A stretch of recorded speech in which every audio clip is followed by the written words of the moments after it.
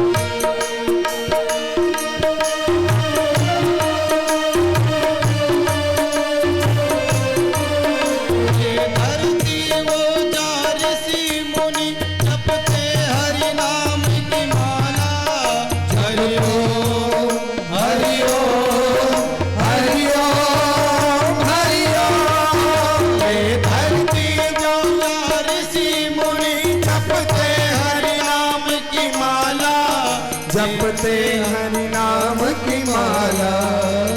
हर बालक एक राधा है और राधा एक बाला। एक बाला। सूरज पहले सबसे उग के डाले आकर डेरा। वो भारत देश मेरा।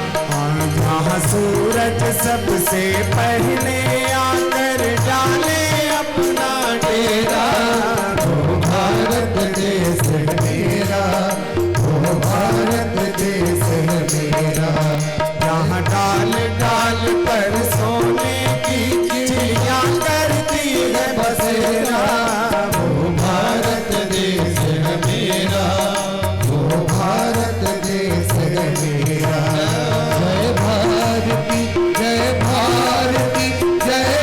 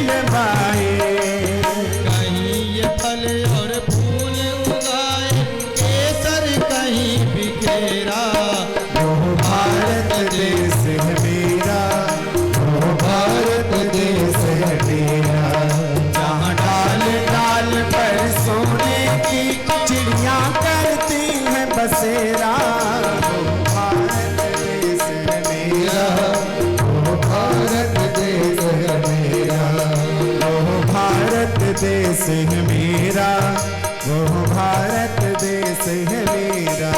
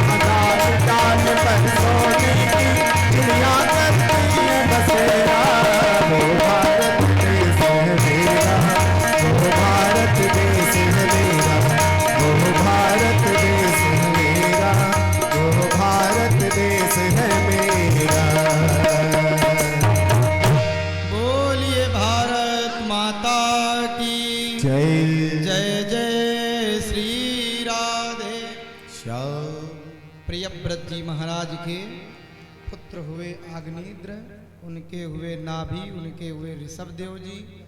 ऋषभदेव जी महाराज ने बड़ी भगवान की कठोर साधना करी। ऋषभदेव जी स्वयं भगवान नारायण के अवतार थे। इनके 100 पुत्र हुए। सबसे बड़े थे महाराज भरत जी, जिनके नाम से ही अजनाम खंड का नाम भारतवर्ष पड़ा। भरतस्तु महाभाग्यवता यदा भाग्यवता नीलाय। ऋषभदेव जी महाराज तपस्या करके भगवान परम धाम को पधार गए। भरत जी महाराज की जब आयु हुई, अवस्था ज्यादा हुई, उम्र बढ़ी, वृद्धावस्था आई, तो महाराज जी ने मन में विचार किया कि मैंने संसार के सारे सुख भोगे, राजसत्ता भोगी, सब कुछ किया। अब जो जीवन का उत्तरार्ध चल रहा है, जो जीवन मेरा समाप्त होने वाला है, तो हमें करना क्या है? अपने पुत्रों को बुला करके राज दे दिया। बरबस राज सुतई नृपदीन्हा। महाराज जी ने मन में विचार किया कि मैं जीव जन्म से लेकर के वृद्धावस्था तक, मरने तक, प्रेत बनने तक कितनी नामों से पुकारा जाता है, कितनी चीजें बनता, कितने भाव उसके पैदा होते हैं, लेकिन सबसे जो बड़ा भाव वो कभी हो नहीं पाता। कौन सा?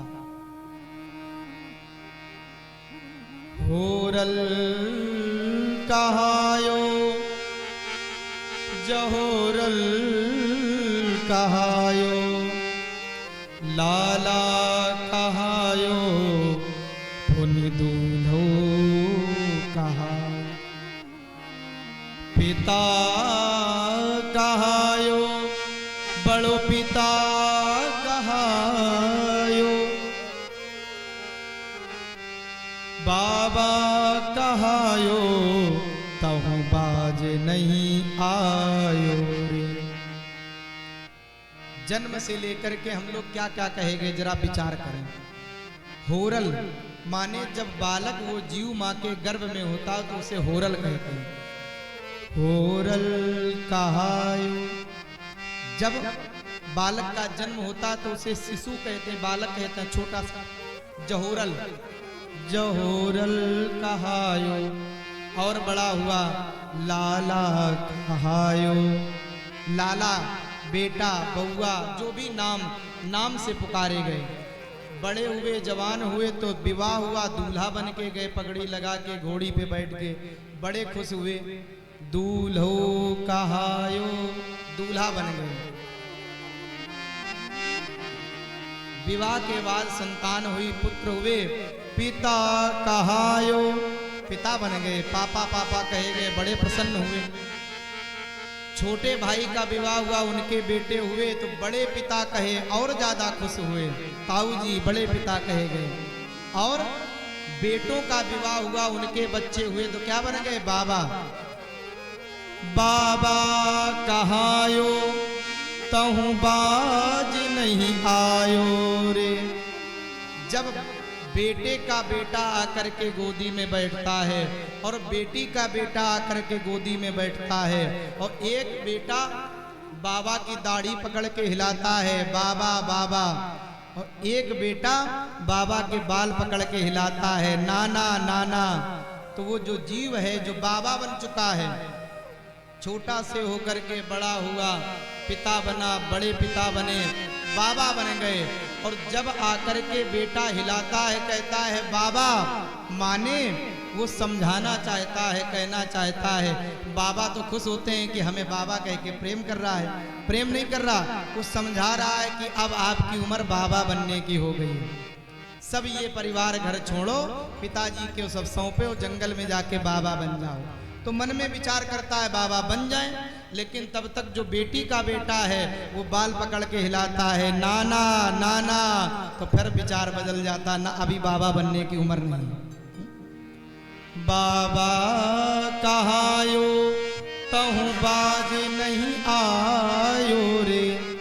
समझे नहीं, सब कुछ समझाया गया, नहीं माने। तो अंत में समय आया, उम्र पूरी हुई, आयु पूरी हुई, सांसें पूरी हुई, तो क्या हुआ, मृतक कहायो, मर गए, पड़े हैं। तब लोगों ने क्या कहा, जब जीव ये निकल जाती है, आत्मा निकल जाती है, सौ पड़ा है, तो लोग नाम से नहीं पुकारते भैया फलाने सिंह पड़े हैं, वो रखे ना, मिट्टी रखी, लोग कहते ना मिट्टी रखी है, सौ रखा है। मृतक कहाए पुनि प्रेतौ कहाए, मृतक कहे अच्छे कर्म हुए तो सदगति हुई, गलत कर्म हुए तो प्रेत बन गए, धुंधकारी बन के घूम रहे हैं। फिर मृतक कहाए पुनि प्रेतौ कहाए, सब कहाए गए। संत ने कहा, भक्त ने कहा, अरे भैया सब तो कहाए, हरिदास ना कहाए। जीवन में जन्म से लेके सब कुछ कहे गए, लेकिन किसी ने हमें हरि का दास, भगवान का भक्त नहीं कहा। भरत जी ने मन में विचार किया, जब अवस्था आ जाए ना, वृद्धावस्था आ जाए, बूढ़े लोग जितने बैठे, चाहे हमारे पिता लोग हों चाहे मैया लोग हों, उनके बुढ़ापे का एक ही मंत्र है, हाथ में ले लो माला, मुंह में डालो ताला और भगवान का भजन करो। जितनी सास बन चुकी वो ज्यादा बहुओं को परेशान ना करो। और दिन भर अगर उनके पीछे पड़ी रहोगी कि ऐसा नहीं किया और तूने ये काम नहीं किया, तो फिर बहू जब तक 2-4 बार तो सुनेगी और फिर खरी खरी सुना देगी, तब पड़ोसिन से जाके बताती कि हमारी बहू तो बड़ी वैसी आई है, हमें ऐसा बोलती है। तो तभी तक वो बात आपकी सुनेगी जब तक आप कम बोलोगे। और जितने बुजुर्ग लोग हैं वो भी,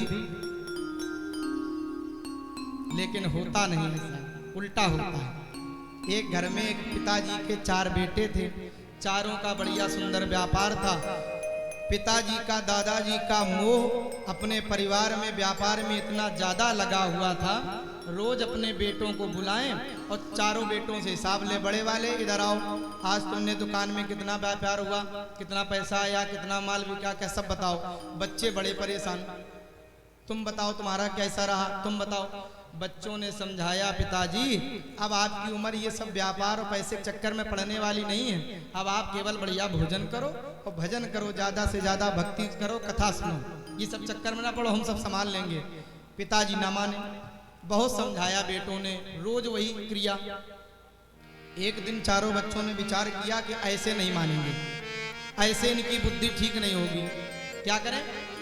पिताजी को ले जाके भैरव घाट छोड़ाओ, और जब भैरव घाट थोड़े दिन रहेंगे तो वहां पर जब मरे हुए लोगों को, बहते हुए मुर्दों को, जलते हुए चिता को देखेंगे तो शायद इनकी बुद्धि ठिकाने आ जाए, शायद मन में बैराग आ जाए कि संसार बेकार है, एक दिन यहीं जलना है, मरना है, तो सब छकड़ो। बेटों ने विचार मंत्रणा करके पिताजी को गाड़ी में बैठाल के भैरव घाट छोड़ आए। एक कमरे की व्यवस्था कर दी, भोजन की व्यवस्था कर दी, पिताजी अभी यहीं रहो। पिताजी ने सोचा कि यहीं रहना, हाँ हाँ थोड़े दिन रुको फिर हम ले जाएंगे। रहे, 1 महीना रहे। 1 महीने बाद बेटों ने विचार किया कि अब तो पिताजी की बुद्धि ठीक हो गई होगी, अब तो बैराग्य जरूर आ गया होगा, अब ज्यादा व्यापार की घर की बातें नहीं करेंगे, अब भगवान का भजन करेंगे, चलो उन्हें ले आए। चारों बेटे गए, पिताजी को गाड़ी में बैठाला और जैसे भैरव घाट से थोड़ी दूर आगे चले, बड़े बेटे ने पूछा, पिताजी 1 महीने आप भैरव घाट में, शमशान घाट में रहे, जलते हुए मुर्दे देखे, बहते हुए मुर्दे देखे, रोते हुए लोगों को देखा, कुछ बैराग आया, कुछ बुद्धि ठिकाने आई। पिताजी ने बड़े भाव मासूमियत में कहा, बेटा 1 महीने मैंने जलते हुए बहते हुए मुर्दे देखे और कुछ आया तो नहीं आया, एक बात जरूर समझ में आई, क्या, अगर कहीं अपनी लकड़ी की दुकान भैरव घाट में होती तो बहुत चलती। बेटों ने सर पकड़ा, बारे पिताजी हमने सोचा था कि शायद रह करके कुछ वैराग्य, कुछ ज्ञान आएगा, लेकिन नहीं आया। भरत जी ने मन में विचार किया कि अब हमें घर परिवार ये छोड़ करके जंगल जाना चाहिए, भगवान का भजन करना चाहिए। भरत जी गए, गंडकी नदी के किनारे महाराज जी ने एक कुटिया बनाई, आसन लिया, माला लिया, सामान लिया और वहीं पर भजन करने लगे। एक दिन भरत जी ने सुबह सुबह संध्या कर रहे थे, भजन कर रहे थे, अचानक देखा कि एक हिरणी गर्भवती थी, जल पीने लगी नदी में। अचानक शेर की बड़ी भयंकर सिंह की दहाड़ हुई, आवाज आई, हिरणी डर गई और उसने समझा कि शेर हमें खा जाएगा, तो छलांग लगा दी नदी में। और जैसे ही कूदी, वैसे गर्भावस्था का समय नजदीक था, तो उसके गर्भ में जो शिशु बालक था वो गिर गया नदी में और हिरणी दूसरी तरफ जाके मर गई। भरत जी ने विचार किया कि अगर तुरंत हमने इसका कुछ उपाय ना किया, इस बालक को ना बचाया, तो ये मर जाएगा, अबोध है। दौड़ करके गए, उस हिरण के बच्चे को लाए, कपड़े से पोंछा, थोड़ी सी धूप लगी, बच्चा स्वस्थ हो गया, हरी हरी घास खिलाई, बच्चा दौड़ने लगा। भरत जी ने उस बच्चे को अपने पास रख लिया। दया धर्म का मूल है, जीवों पर हमें दया करनी ही चाहिए, लेकिन वो दया कहीं हमारे मोह का कारण ना बन जाए, इसका भी ध्यान रखना चाहिए। जो भाव वैराग्य करके भरत जी घर छोड़ के, राज छोड़ के जंगल गए थे, वही मोह भरत जी को उस हिरण के बच्चे से हो गया। हमारा मोह किसमें हो जाए ये कहा नहीं जा सकता, जरूरी नहीं कि इंसान को इंसान से ही मोह हो। आजकल लोग कुत्ते से बड़ा प्रेम करते हैं, कुत्ते को अपने गाड़ी में घुमाते हैं, अपने का बेड में बैठा लेंगे और साथ में खिलाएं। तो हम जीवों से उन पर दया करें, लेकिन मोह उतना ही करें जितना उपयोगी है। बच्चा बहुत दिन भरत जी के साथ रहा, अब तो आदत जैसी बन गई, थोड़ी देर भी ना देखें तो व्याकुल हो जाते हैं। एक दिन हिरण का झुंड निकला, बच्चे ने देखा कि ये हिरण तो सब मेरे जैसे हैं, ये कौन है? उसी झुंड में मिल करके बच्चा चला गया। भरत जी ने बहुत ढूंढा, नहीं मिला, रोने लगे, व्याकुल हो गए। उस हिरण के बच्चे में इतना ज्यादा मोह, इतना प्रेम में वशीभूत हो गए कि रोते रोते महाराज जी ने उसी की याद में प्राण त्याग दिए। अंते यामति सागति, जैसी हम अंत में विचार करते करते अपना प्राण छोड़ते हैं, वैसी ही अगली जन्म हमको प्राप्त हो जाता है। कई लोग होते हैं ना, मरते समय घर वाले परिवार वाले समझा रहे हैं दादाजी को, अब समय नज़दीक है, भगवान का नाम लो, राम राम बोलो। तो दादाजी को राम नाम, कृष्ण नाम नहीं याद आ रहा। कभी बिटिया के लिए पूछते, वो हमारी बिटिया नहीं दिख रही। बिटिया दौड़ के आई कि हाँ हम यहाँ हैं। लड़का नहीं, कभी लड़के की याद करते हैं, कभी किसी की बात करते हैं। और कोई बालक या कोई बेटी बहुत दूर नहीं आ पाई और सब समझा रहे हैं कि दादाजी अब समय नज़दीक है, ज़्यादा समय नहीं है, गंगा जल पिलाया, तुलसी डाली, अब तो राम राम तो बोलो, एक बार तो भगवान का नाम बोलो, समय नज़दीक है। वो मेरी छोटी बेटी नहीं दिख रही, कितना कितना मुझे प्रेम था उससे, और तब तक नहीं नाम बोला। उसी की याद में महाराज जी दादाजी ने प्राण छोड़ दिए। तो बेटी का याद चिंतन करते करते प्राण छूटे, अगले जन्म में बेटी के बेटा बन के पैदा हो गए। क्यों? अंते यामति सागति, जिसका हम चिंतन करते हैं, जिसके बारे में सोच सोच करके अपना जीवन छोड़ते हैं, वही गति हमें मिल जाती है। भरत जी ने हिरण के मोह में उसी भाव में आके प्राण छोड़े, तो अगले जन्म में हिरण बन गए। ज्ञान बना रहा, चेतना बनी रही, और धीरे धीरे समय आया, वो हिरण का शरीर भी छूटा। अब की बार भरत जी महाराज अंगिरा गोत्री ब्राह्मण के यहाँ छोटे बेटे बनकर के पैदा हुए। 4 भाई हैं, 3 भाई बड़े हैं, सबसे छोटे भरत जी।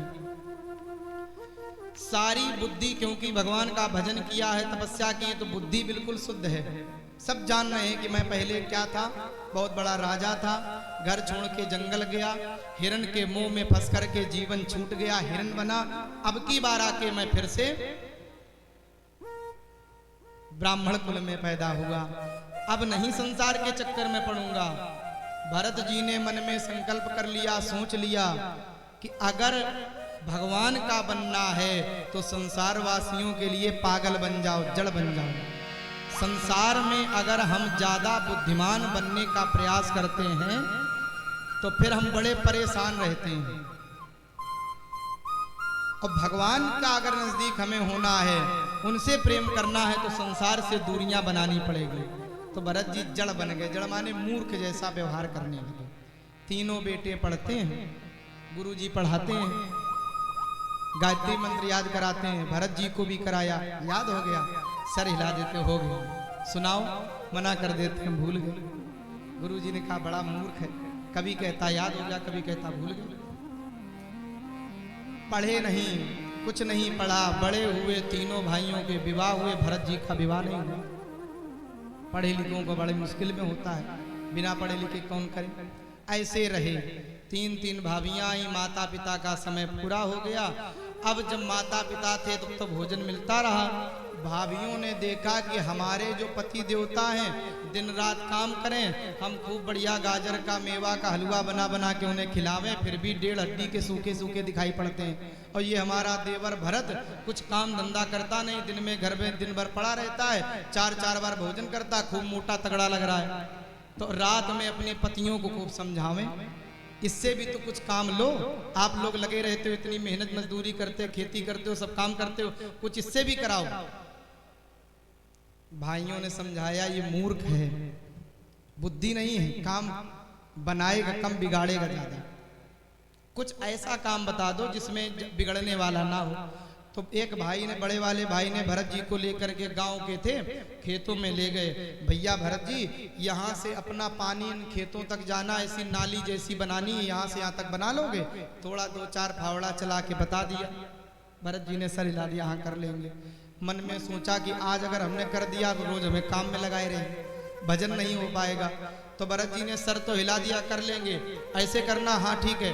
भैया चले गए और भरत जी ने नाली नहीं बढ़ाई, बड़ा भारी कुआं जैसा बना दिया, वहीं खोदते रहे सुबह से शाम तक। अगल बगल वाले लोगों ने जाके कहा, भैया क्या कुछ बोरिंग करा रहे हो, कुछ लगवा रहे हो? क्यों? बड़ा भारी खेत में कुआं बन गया है। भैया ने जाकर के देखा, आवाज लगाई, अरे भरत, आवाज दी वहीं से, हाँ भैया। अरे तूने ये क्या कर दिया, पूरा खेत बर्बाद कर दिया। जैसे तैसे भरत जी को निकाला, घर वापस लाए, पत्नी को बहुत डांटा, तेरी वजह से मेरा पूरा खेत खराब हो गया, सब बिगाड़ दिया, बड़ा मूर्ख है, बड़ा जड़ है। दूसरे वाले भाई की पत्नी ने समझाया, कुछ कराओ, पड़ा रहता है घर में, काम नहीं करता है, देखा नहीं बड़े भैया की खेत कैसे बर्बाद किए, तुम ऐसा कोई दूसरा काम बताओ। दूसरे भाई की खेतों में मकाई की, ज्वार की कुछ ऐसी खेती थी जो रक्षा करने वाली, रखवाली करनी थी पशुओं से, पक्षियों से। भरत जी को लगा दिया, इनकी रक्षा करोगे, पक्षी ना आवे, कोई पशु ना आए, खेत ना बिगाड़े, हाँ हाँ कर लेंगे। भैया चले गए और भरत जी बैठे भगवान का भजन करते हैं और पक्षियों को भगाते नहीं हैं और बुलाते हैं। क्यों? ये पक्षी भी भगवान का स्वरूप है, हमारे अंदर भी भगवान है, इन खेतों में अनाजों में भी भगवान का स्वरूप है। जब सब श्री राममय है, सब भगवान का ही है, तो मना किसको करें? राम चिरैया राम ही खेत, आओ चिरैया खाओ भर भर पेट, सब बुलाते हैं, पुचकार पुचकार के आओ। और देखते देखते तमाम पक्षी, चिड़िया, पशु सब आ गए, पूरा खेत खा पी के सब बर्बाद कर दिया। अरे राम जी के चिड़िया है, राम जी के खेत, राम जी के चिड़िया है, राम जी के खेत, खा लो चिड़ियों तुम भर भर के पेट। राम जी के चिड़िया है, राम जी के खेत, खा लो चिड़ियों तुम भर भर के पेट, खा लो चिड़ियों तुम भर भर के पेट, खा लो चिड़ियों तुम भर भर के पेट, हाँ खा लो चिड़ियों तुम भर भर के पेट। राम जी की चिड़िया है, राम जी के खेत, खा लो चिड़ियों तुम भर भर के पेट। राम जी की चिड़िया है, राम जी के खेत, खा लो चिड़ियों तुम भर भर के पेट।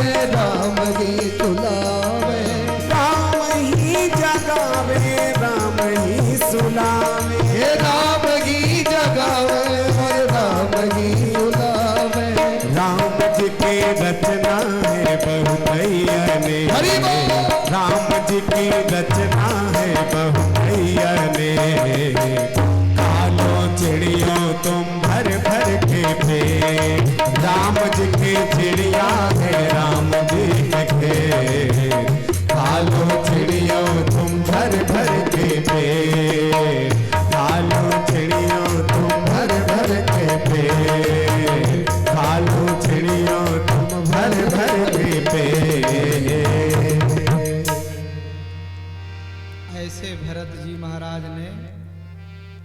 माँ ने ऐसे कृत्य किए जिससे सबको लगे कि दोबारा कोई काम ना। दो भाई तो ठीक हो गए, तीसरे वाले भाई की पत्नी ने समझाया कुछ कराओ, देखा नहीं तुमने, ऐसी चीज ऐसा काम इसे सौंपो जिससे कोई नुकसान ना हो। एक भाई के खेतों में गन्ने लगे थे, भाई ले गया भरत जी को, भैया अपनी गन्ने की खेती है, गन्ने अपने हैं, इसकी रखवाली करना, कोई तोड़े ना। भरत जी ने कहा कि भैया रखवाली करेंगे, कोई तोड़ेगा नहीं, और हमारी इच्छा हो हम तोड़ सकते हैं। हाँ हाँ तुम तो तोड़ सकते हो। तुम भाई ने सोचा कि कितने तोड़ेगा, 1-2-4 गन्ने दिन में खाएगा। भरत जी को बैठा के भैया चला आया। भरत जी ने विचार किया क्या करें, दूसरा तो तोड़ नहीं सकता तो हम ही तोड़ें, काम बिगाड़ना है। जो मार्ग से निकलता है सबको भरत जी राम राम करते हैं, भैया राम राम, लोग राम राम करते हैं, हाँ भैया राम राम। कहाँ जा रहे हो? बस ऐसे बाजार, कुछ लेते जाओ। क्या लेते जाए? गन्ने हैं ना, ये तो नहीं तोड़ सकता, हम तो तोड़ सकते हैं। और भरत जी जावे कम से कम 20, 25, 30, 40 गन्ना तोड़ के काट के ले आए और बांध के दे ले जाए। बड़ा वो आदमी प्रसन्न हो जाए कि बहुत अच्छा ऐसे दे रहा हमको। ऐसे भरत जी धीरे धीरे करे। एक व्यक्ति गुजर रहा था, बढ़िया सुंदर कपड़े पहने, काजल वाजल लगाए, बड़े तैयार होके। भरत जी ने कहा भैया राम राम। राम राम भैया, कहाँ जा रहे हो? मुस्कुराया, वहीं जा रहे हैं जहाँ पहली बार जाया जाता है। कहाँ पहली बार? ससुराल जा रहे हैं विदा कराने। अभी भी हमारा नया विवाह हुआ है ना, तो बहू को पत्नी को विदा कराने जा रहे हैं। तो विदा कराने जा रहे हो और ऐसे चले जा रहे हो खाली? ससुराल पहली बार जब जाया जाता है तो कुछ मिठाई, कुछ मिष्ठान लेके जाना चाहिए। ऐसे कैसे जा रहे हो? उसने कहा मेरे पास तो कुछ है नहीं, गांव का आदमी था, खेती किसानी करने वाला थोड़ा वैसा। उसने कहा हमारे पास तो कुछ है नहीं। अच्छा हम उपाय बताते हैं।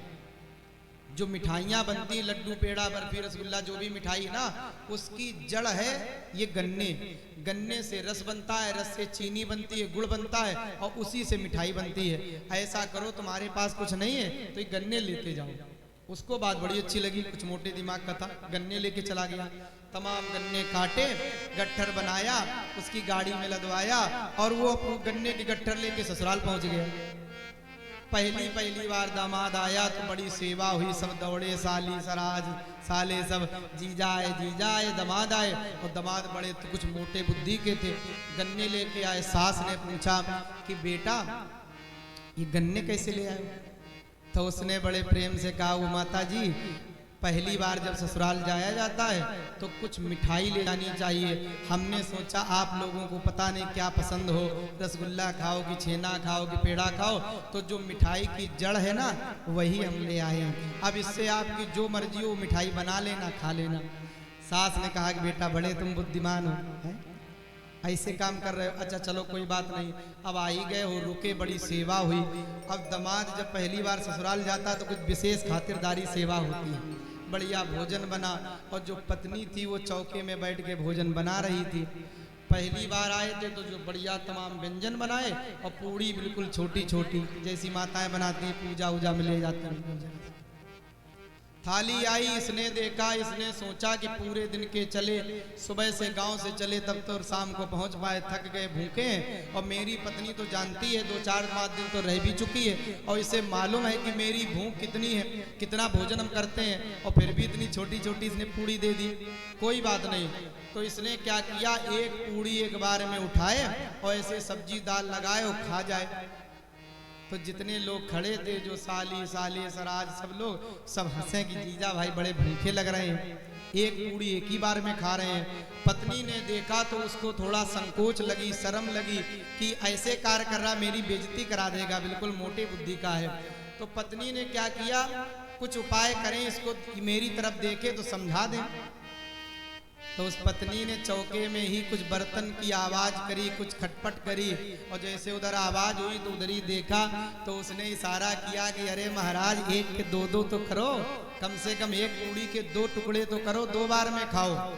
उसने इशारा कि 1 के 2 करो। ये कुछ मोटे दिमाग के थे बेचारे, गांव के आदमी समझ नहीं पाए। इसने सोचा कि मेरी पत्नी कहना चाह रही है कि हमें तुम्हारी खुराक पता है, एक से काम ना चल रहा हो तो दो दो एक साथ खा लो। तो वो एक पूड़ी उठाए रखे, उसके ऊपर सब्जी लगाए और फिर दूसरी पूड़ी रखे, एक ही बार में खा जाए। अब सब देख के बड़े हंसे कि बड़े वैसे आदमी है, भोजन करने का तरीका नहीं। पत्नी ने देखा तो अब बड़ी और खिसियाहट लगी, बड़ी गुस्सा लगी कि अच्छा ये मूर्ख आदमी मेरे पल्ले पड़ा है, बताओ ऐसे काम कर रहा है। फिर लाओ इशारा करें, समझाएं, शायद समझ जाए। तो फिर कुछ बर्तन की आवाज खटपट हुई और जैसे उसने देखा तो पत्नी ने माने अपने कर्म ठोके, अपने भाग को कोसा कि हे भगवान, कहाँ से तुम हमें मिले हो, है तुम ही हमारे भाग में थे। उसने सर पे हाथ रखा, जैसे पहले खा रहे तो वैसे खाओ। माने उसने इशारा किया जैसे पहले खा रहे तो वैसे खाओ। इसने सोचा कि पत्नी हमारी कहना चाह रही है कि ये पूड़ी कोई साधारण पूड़ी नहीं है, रघुनाथपुर के गांव की यज्ञ की भंडारा की पूड़ी है, पहले माथे में लगाओ फिर खाओ। तो ये पहले पूड़ी उठाए, फिर सब्जी लगाए, फिर पूड़ी लगाए, फिर माथे में छुआए, फिर खाए। अब लोग सब हंसे जैसे तैसे। भोजन हुआ, रात भर रुके। सास बड़ी होशियार थी। सास गई बाजार महाराजगंज और एक बोरी भर के कपास ले आई, रुई, जिससे धागा बनता है। क्यों? पहली बार जब दामाद आता है तो उसे कुछ कपड़े दिए जाते हैं, और मेरा दामाद पता नहीं क्या पसंद करे, काटन का पहने कि रेमंड का पहने कि कौन इसे पसंद है, तो इसलिए सीधी इस जो कपड़े की जड़ है वही दे दे। एक बोरी भर के ले आई और दामाद को चलते समय पकड़ा दी, बेटा ये ले जाओ। माता जी ये क्या है? बेटा जब पहली बार दामाद आता है तो उसे कुछ कपड़े दिए जाते हैं, हमने सोचा पता नहीं तुम्हारी क्या चॉइस हो, तो जो कपड़े की जड़ है ना, इसी से धागा बनता है और उसी से कपड़े बनते हैं, तो ये ले जाओ और जो मर्जी वो सिलवा लेना। ऐसे महाराज भरत जी गन्ने धीरे धीरे समाप्त कर दिए। शाम को भैया आए, देखा तो ये स्थिति, बड़ा क्रोध आया और सारे भाइयों ने गुस्सा करके भरत जी को घर से बाहर निकाल दिया। कोई फर्क नहीं पड़ता, ब्रह्म चिंतन में भगवान के नाम में खोए रहते हैं। गोविंद मेरो है, गोपाल मेरो, भगवान का नाम गाते रहते हैं। एक दिन भरत जी महाराज घूम रहे थे एक जंगल में, डाकुओं के गिरोह ने भद्रकाली मैया की बलि मानी। मेरा ये कार्य सिद्ध हो जाए, मैया की बलि दूंगा। जो ब्राह्मण देवता को बलि के लिए रखा था उन्हें पता चला तो रात में भाग गए। समय आया, नवमी का दिन था, बलि देनी थी ब्राह्मण की। कहां से ब्राह्मण देवता कहां हो, तो भाग गए। डाकुओं से कहा, अपने गिरोह से कहा, पकड़ के लाओ, कहीं भी कोई ब्राह्मण मिले उसे ले आओ। गए भरत जी महाराज, बढ़िया हृष्ट पुष्ट शरीर, सुंदर सा जनेऊ पड़ा, तिलक लगा, चोटी, दूर से देख करके लगा ब्राह्मण है, पकड़ के ले गए। चलो भैया। भरत जी कुछ बोले नहीं, कहाँ ले जा रहे, क्या करना, कोई फर्क नहीं। ले जा करके महाराज जी को बढ़िया स्नान कराया, आभूषण पहनाए, वस्त्र पहनाए, भोजन कराया। बड़े प्रसन्न हुए, मेरे प्रभु ने कितनी कृपा करी, आज बड़ी सेवा हो रही। और सब करके भरत जी को ले गए भद्रकाली मैया के मूर्ति के सामने। डाकू ने कहा हाथ जोड़ो, क्यों? अब तुम्हारी बलि दी जाएगी। भरत जी ने कहा भाई ये बात तो ठीक नहीं। क्यों? अभी भोजन किया, वस्त्र पहने, सोना चांदी सब स्वीकार किया, ऐसे बलि भी स्वीकार करो। भरत जी ने मन में चिंतन किया, भगवान जैसा करता, जो करता, जब करता, सब ठीक करता है, कोई बात नहीं, हमें स्वीकार है। जैसे ही मैया को सामने देखा, भद्रकाली माता को, दुर्गा जी को देखा, अच्छा भैया मेरी बलि दे लेना, कम से कम अपनी मैया को एक बार प्रणाम तो कर लें। कर लें। भरत जी ने अपनी मैया दुर्गा को प्रणाम किया, उनका वंदन किया, हे माँ अब तुम ही कृपा करो। दीवाना हूँ तेरा, दीवाना हूँ तेरा, तुम ही में नमन, जो रूठी हो मैया मना लेंगे हम, जो रूठी हो मैया सभी लोग ताली बजा के भाव से गाएंगे हम।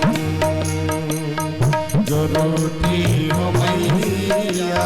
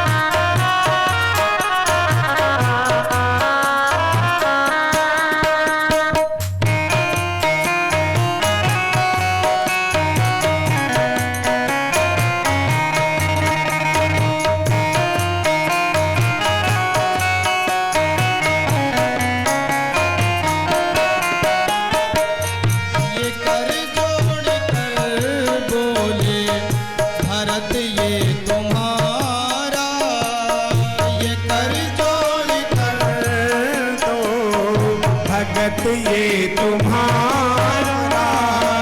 ये कर जोड़ कर बोले भरत ये तुम्हारा। ये कर जोड़ कर बोले भगत ये तुम्हारा। अब ना चलेगा मैया कोई बहाना। अब ना चलेगा मैया कोई बहाना। हमें चूम लेने दो, हमें चूम लेने दो अपने कदम दीपो मैया। मना लेंगे हम जरूरी हो मैया। मना लेंगे हम दीवाना तेरा, दीवाना हूँ तेरा। दीवाना तेरा, दीवाना हूँ तेरा। तुम्ही को नमन। जरूरी हो मैया। मना लेंगे हम रूठी हो मैया। मना लेंगे हम।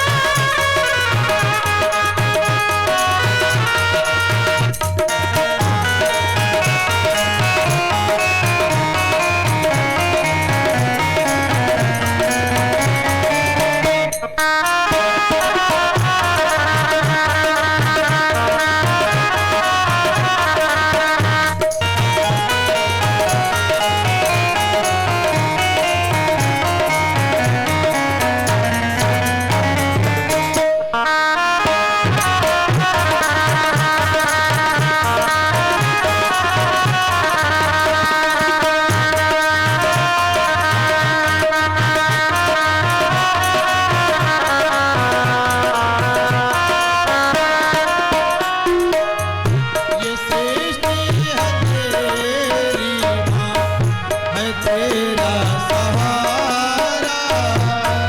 ये सृष्टि है तेरी माँ है तेरा सहारा। ये सृष्टि है तेरी माँ, है तेरा सहारा। ये सृष्टि है तेरी माँ तेरा सहारा। नहीं कोई सानी है मैया तुम्हारा। नहीं कोई सानी है मैया तुम्हारा।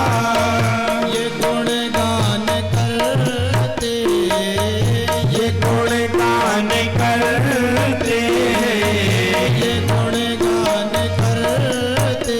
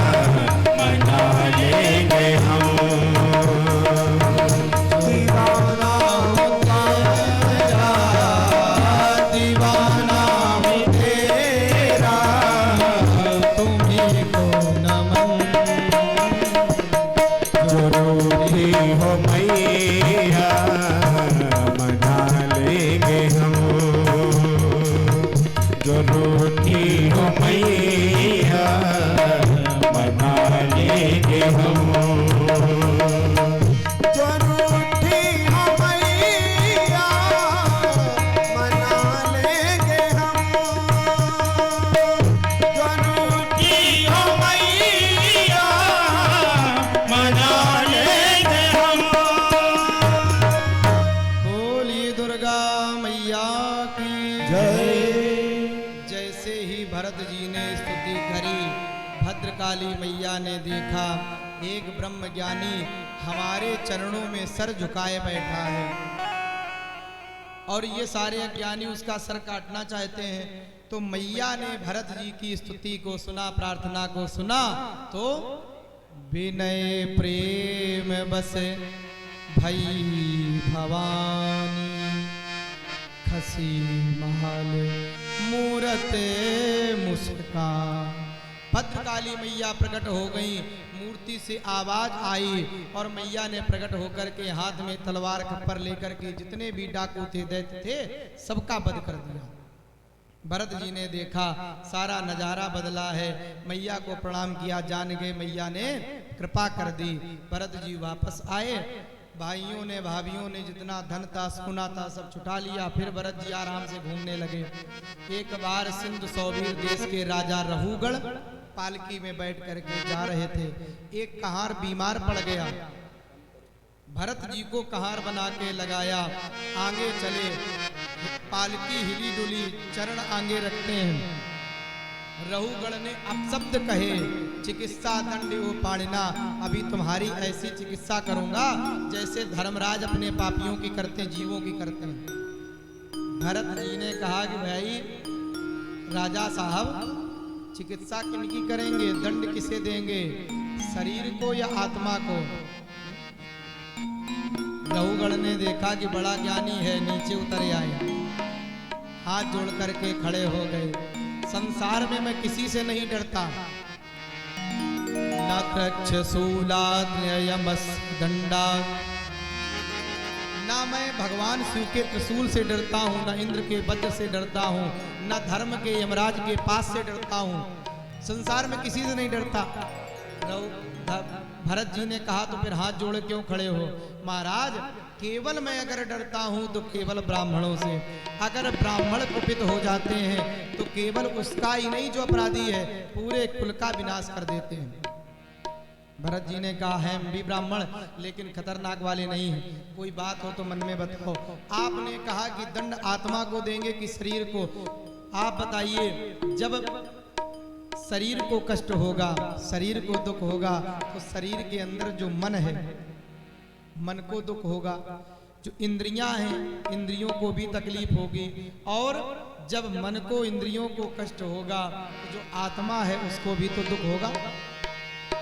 चूल्हे में कोई पात्र चढ़ाया गया, उसमें जल गर्म हो रहा है, अग्नि के ताप से वो पात्र गर्म हुआ, जल गर्म हुआ, और उस जल में चावल डाल दिए गए तो वो चावल भी पक करके भात बन जाएंगे। ऐसे ही शरीर को दुख होता है, इंद्रियों को कष्ट होता है, इंद्रियों के स्वामी मन को दुख होता है, और मन आत्मा से संबंधित उससे भी होता है।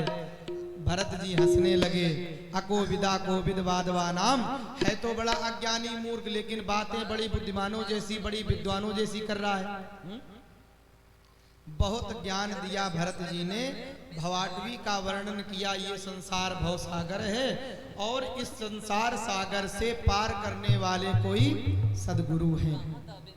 बड़े विस्तार से भवाटवी का वर्णन करके भरत जी ने रहूगढ़ को प्रसन्न किया। यात्रा करी महाराज जी ने और भरत जी वहीं पे आनंद से रहने लगे। बोलिए भक्तवत्सल भगवान की। ऐसे महाराज जी ने आगे तमाम शिष्पार चक्रों का वर्णन, राहु काल चक्रादि का वर्णन किया। षष्ठम स्कंद में सुखदेव जी ने नरकों का कुछ वर्णन किया। परीक्षित जी घबराए, नरकों से बड़ा भय लगता है।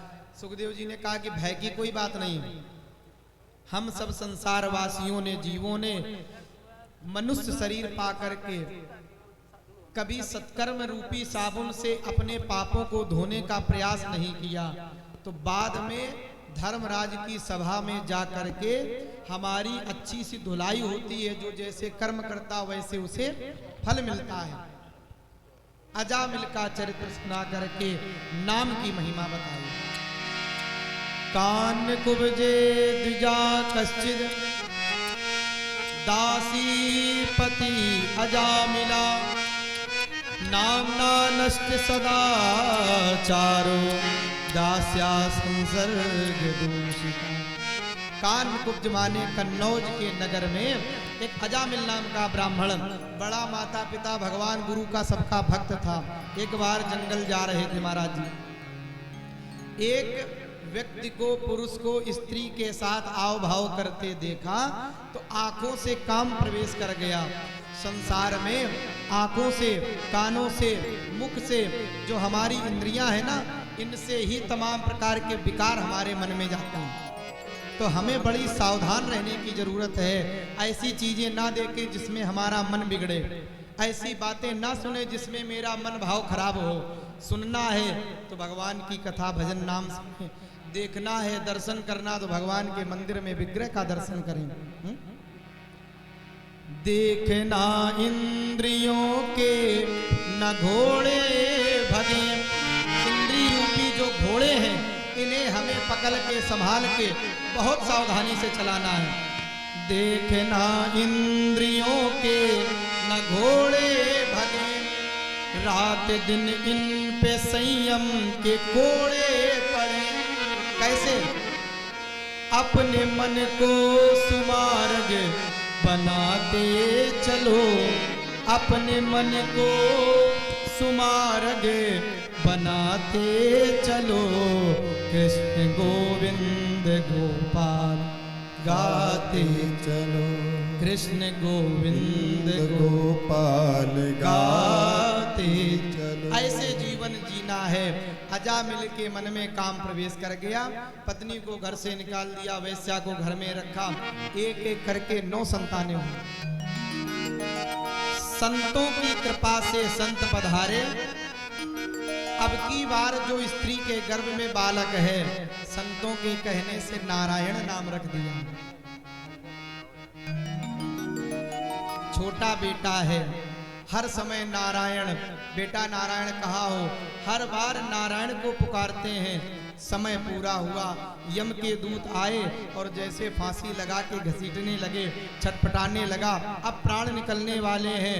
उसी समय दूरे क्रीडनमासक्तम अन्ते नारायण वयम प्लावतेन सुरोचैर आजुहाव कुलेन्द्रियम्। दूर जो नारायण बेटा खेल रहा था उसे देख करके बुलाया, बेटा नारायण बचाओ। पुत्र नारायण ने नहीं सुना, जगत पिता नारायण ने सुन लिया। 4 पार्षद आए और यमदूतों की और पार्षदों की बड़ी यहाँ पर संवाद हुआ, नाम की महिमा बताई गई। एक दूसरे की बात संवाद करके पार्षदों ने यमदूतों को भगा दिया, अजामिल मुक्त हुए। भगवान के नाम की महिमा इसमें बताई गई। धोखे से, अनजाने से, भूल से अपने बेटे नारायण को बुलाया, तब भगवान ने सुन लिया। और अगर कहीं हम जानबूझ करके भाव से, अच्छे मन से, रोज अच्छे श्रद्धा से अगर भगवान को नाम को गाएं तो हमारा कल्याण हो जाएगा।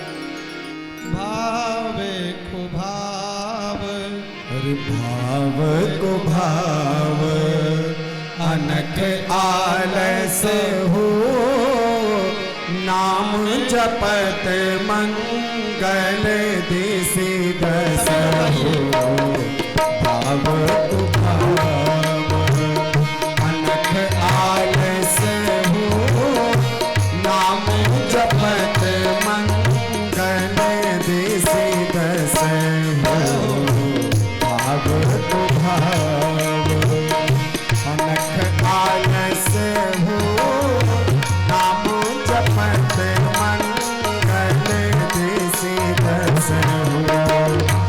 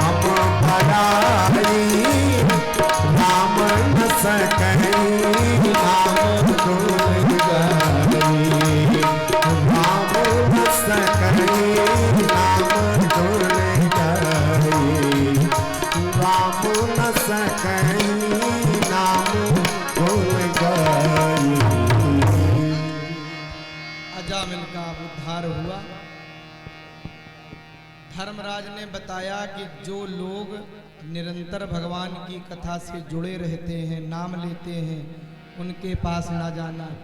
जिनके घर में गौ का पालन होता, गौ सेवा होती, उनके यहाँ मत जाना। कहाँ कहाँ यमदूत नहीं आते। जिनके घर में तुलसी का वृक्ष लगा है, उनके घर मत जाना। जिनके घर में ठाकुर जी की सेवा पूजा होती, वहाँ मत जाना। जिनके घरों में भागवत, गीता, रामायण जैसे ग्रंथ रखे हैं, उनके यहाँ कभी मत जाना। जिनके घरों में भगवान के राम नाम अंकित हैं, कोई चिन्ह अंकित हैं, कोई स्वास्तिक ऐसा दर्शन होता है, ऐसे घरों में मत जाना। तमाम बातें बताई। अजामिल के चरित्र से माने हम किसी भी प्रकार से नाम लेते रहे, नाम की महिमा।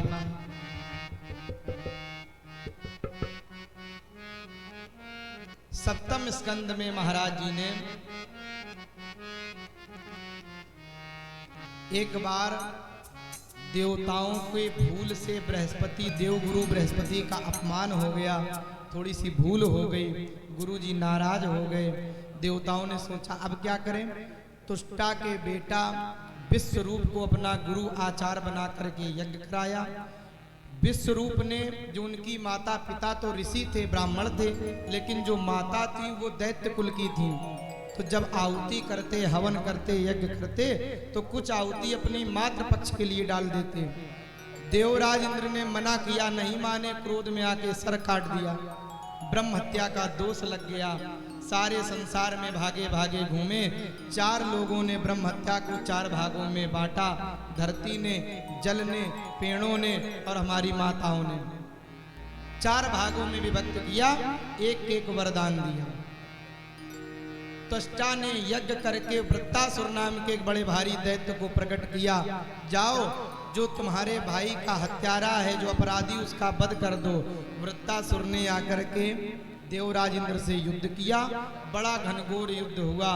भगवान की प्रेरणा से दधीच की हड्डियों को लाकर के वज्र बनाया और उससे वृत्तासुर का वध किया।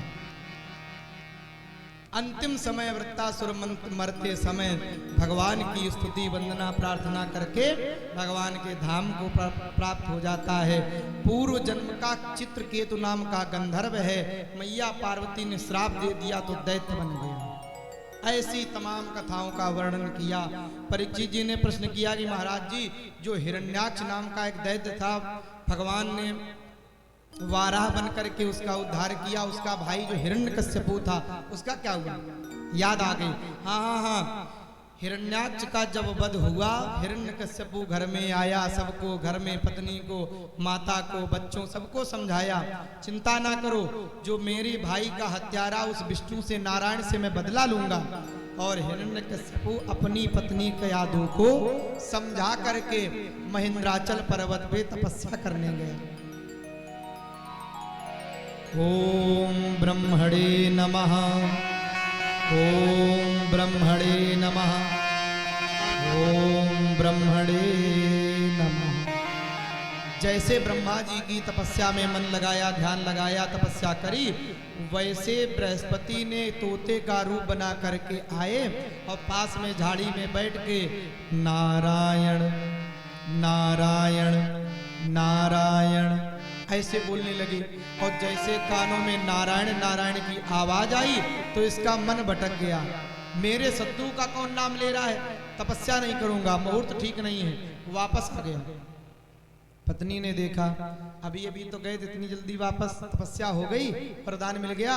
अरे नहीं देवी, जैसे मैं तपस्या करने बैठा वैसे ही एक पक्षी तोता मेरे कान के पास आकर के नारायण नारायण ऐसे बोलने लगा। कयाधु ने जैसे ये बात सुनी, मन में बड़ी प्रसन्न हुई। आज मेरे जो ये पति, जो दैत्य कुल का राजा है हिरण्यकश्यपु, बड़ा नास्तिक प्रकृति का है, भगवान से बैर रखता है, कभी भगवान का नाम नहीं लिया, और आज इसने भगवान का नाम अपने मुख से बोला। भाव कुभाव कैसे भी बोला तो मैं भी धर्म पत्नी क्यों ना, अगर मैं अपने इस अपराधी पति से अगर 108 बार नारायण नाम ना निकलवा लूं। कयाधु ने हाथ में माला ली और जब जब मौका मिलता है जल दिया, कुछ खाने को दिया, और जैसे जल पीने लगे, स्वामी फिर जब आप तपस्या करने गए तो क्या हुआ? अरे मैंने अभी तो बताया, जैसे मैं बैठा तोता करके मेरे कान में बोलने लगा नारायण नारायण, ऐसे बोलने लगा। तो जैसे 2 बार बोला तो माला आगे बढ़ा दी। फिर थोड़ी देर बाद स्नान करके आए, फिर कुछ करने लगे तो फिर पत्नी ने पूछ दिया, आपने हाँ बताया तो लेकिन हम भूल गई, जान नहीं पाए, समझ नहीं पा रहे क्या बोला वो तोता। कितनी बार बताऊं, मैंने बार बार बताया, कान में आकर के नारायण नारायण नारायण ऐसे बोल रहा था, उतनी माला आगे बढ़ा दी। माताओं को, आप सबको धर्म पत्नी का जो स्थान मिला है इसलिए मिला है कि अपने परिवार को, अपने पति को, अपने सबको जो अधर्म से हटा करके धर्म की ओर ले जाए, वो है धर्म पत्नी। विवाह होते समय जब संकल्प होता है तो वचन दिया जाता है कि मैं अर्धांगिनी बन करके धर्म का साथ देने के लिए इनकी पत्नी बन रही हूँ और जीवन भर धर्म को बढ़ाने के लिए धर्म का साथ दूंगी, धर्म के कार्य करूंगी, इसीलिए आपको धर्म पत्नी कहा गया। पति के जितने भी नाम हैं, उनका स्थान है, उनकी जो महिमा है वो पत्नी को अपने आप मिल जाती है। पति अगर डॉक्टर है, पत्नी बिल्कुल कुछ ना जाने, एक भी दवाई का नाम ना जाने, तब भी लोग उसे डॉक्टर नहीं कहते। पति मास्टर है, पत्नी बिल्कुल अंगूठा छाप है, बिल्कुल ना कुछ भी समझे, फिर भी लोग मोहल्ले वाले मास्टरनी मास्टरनी कहते हैं। पति वकील है तो पत्नी वकीलिन है, पति पंडित है तो पत्नी पंडिताइन है। और अगर किसी का पति चोर है, डाकू है, तो कोई किसी पत्नी को चोरी या डकैतिन नहीं कहता। क्यों? क्योंकि धर्म की अधिकारिणी है, अधर्म की नहीं। अपने घर में, अपने पति में, अपने भाव में ऐसा माहौल बनाएं, ऐसा भाव करें, ऐसे धर्म के जीवन को जिए जो अपना परिवार, अपने पति को धर्म की ओर ले जा करके प्रेरित करें, सबको अच्छा करें।